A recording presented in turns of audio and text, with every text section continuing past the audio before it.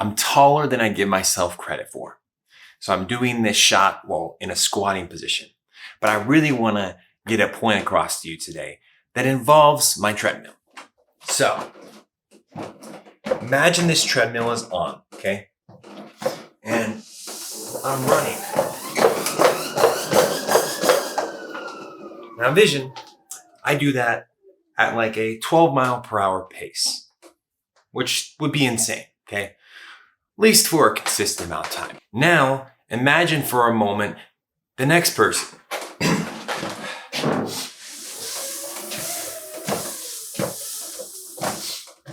Only pace that they can get across is 6 miles per hour. Two of these people are very different and at different levels of strength and different levels of expertise, so to speak. Nothing wrong with that. But there's a problem that comes along that too many of us know about. Clearly, you're not good enough. You suck. This person who is running more than you is obviously better than you. And you know what? You should just give up because obviously you're nowhere near enough of what that person can do. So why even try? Throw in the keys, stop trying, and keep being the sucky person that you are. I know this might be a silly demonstration of what it looks like to have jealousy within our hearts, or to compare ourselves, or to even feel that we're inadequate. But if we're honest, that's actually kind of what it looks like in our minds. We get tricked and fooled by the enemy, thinking that what we are doing now, since it's not good enough as the other person, it must have no value and we should just give it up. But that's exactly what the enemy will want, because if the enemy can get you to think that your specific calling in life is not enough, or that your specific calling is going to be great as that person's, then you live in no calling at all. If you listen to him and say, I don't run 12 miles per hour, so clearly I'm probably not as gifted and going to excel as much as that person, but that couldn't be further from the truth. Something I think about when I want to really illustrate this point is the story of Saul and David.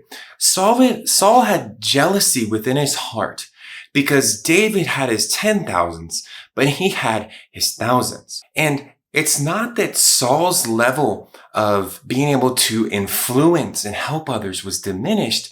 It was his interpretation of it. He thought that clearly David is more than I, so I gotta eliminate him from this earth. And you might think, I'm not like that, Jacob. I don't want the person I'm comparing myself to be dead, but you're angry at them. You're mad you don't have what they have. You're upset that God hasn't graced you with the gifts like they have. Jesus says it specifically that if you are angry in your heart, you have easily committed a sin that is to want to take out. I don't want to use the word because I'm trying to be safe with YouTube guidelines here, but you want to unearth somebody. And that's not the heart of the Lord for your life. The Lord wants you to live such a life and in such a way that is content with the gifting that he has given you. The gifting that God has given you is enough. And whether you give influence to 1,000 or you influence 10,000 or you influence millions, please be encouraged by what God has graced you with. Be content with what God has given you, because what he has given you is meant only for you. What you have is enough, and your God is enough to sustain you and equip you for every good and perfect gift that he has graced you with to use for his kingdom, not for your benefit and your gain, but the gain of the kingdom. Aren't you greatly encouraged that the lungs are not mad, they're not a toe, but rather each specific part of the body has a purpose, has value, has meaning. And although a toe may seem small in the size that it has, aren't you thankful you got a toe? Aren't you thankful you have these hands? Aren't you thankful you have these eyes? It is often the smallest things in a body that provide actually the greatest things that we are so grateful for each and every day. So be encouraged, whatever specific part of the body you are, because your specific part can only be done by you. What really sucks is I have to crouch because it's not high enough. Oh, really? I'm just using this as my my crutch.